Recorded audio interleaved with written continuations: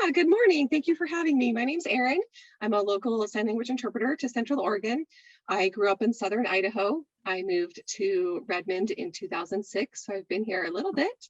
And I work as a sign language interpreter in lots of different settings, including medical settings.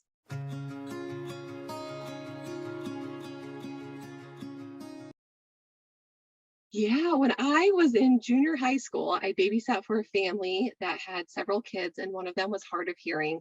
And he was a little bit of a stinker because if I told the kids verbally that it was time to go to bed, he would say, I can't hear you. So I started learning a little bit of sign language from the family so that I could say time to go to bed.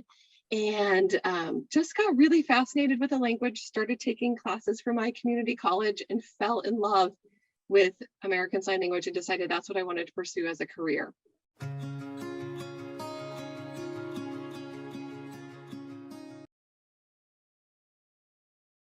Yeah, that's a great question. A lot of people think that the correct term is hearing impaired. And from a medical perspective, that makes a lot of sense because it is one of the senses and it is impaired. It doesn't work the way that it's supposed to. And I think that's maybe a good way to describe somebody who is maybe elderly, has lost their hearing due to age, but doesn't use sign language. The deaf community, so individuals who maybe have anywhere from a mild to severe or profound hearing loss, but use American Sign Language as their primary mode of communication, prefer to be identified as either deaf or hard of hearing because it does denote their affiliation with the community and their identity as part of that group.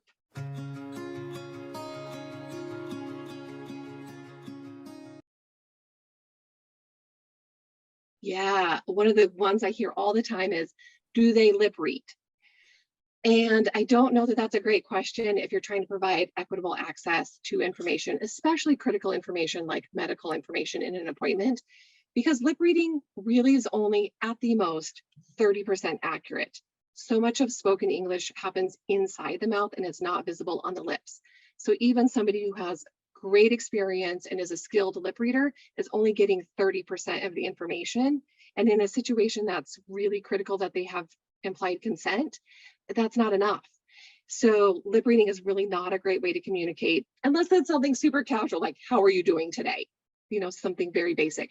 But when it's really important information, it's not going to cut it. Another way that people think that might be an effective tool for communication is writing notes back and forth. And again, if it's something super casual, like were you exposed to COVID? Yes or no?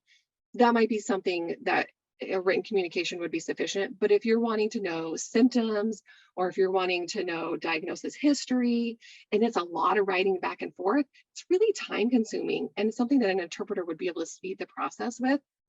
Also, written English may not be the consumer's or the patient's first language, and they may not have a lot of fluency in reading and understanding and writing English in response.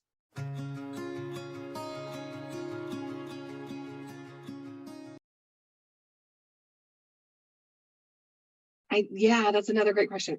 There are a couple things I think you could use. Any communication that's happening before an appointment, a text message or email, so that you can get it out on paper and they have time to find a translator if they need to. But during an appointment, you certainly want to have a qualified interpreter in there. And a qualified interpreter does not necessarily mean someone who knows a little bit of sign language.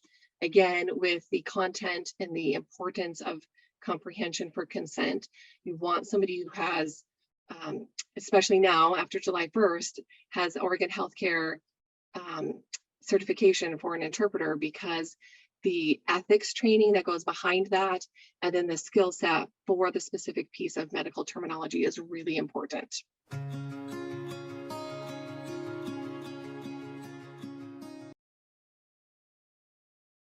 I've seen a lot of agencies and institutions really be wanting to know this piece of information. And I think some of the things that we've seen lately with just making sure you have all your messages available in all of the languages, right? Whether that's with captioning or Spanish translation or an ASL interpreter, just that public access piece to front load the information, I think is critical. I think it's amazing that people are really aware of that. I think making sure you know how to find an interpreter locally, and if you can't find one locally, how to find one through a video relay service, so that that's available.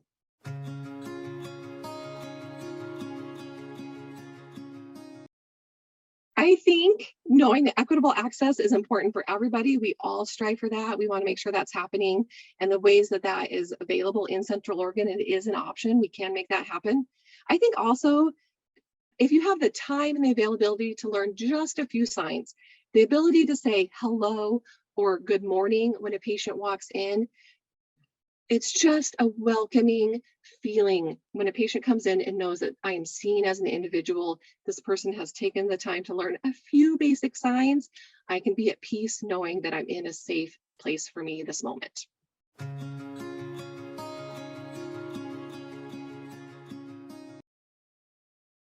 I'm just really appreciative of the efforts I've seen locally to be more inclusive, and I'm really happy that we're making some strides on that.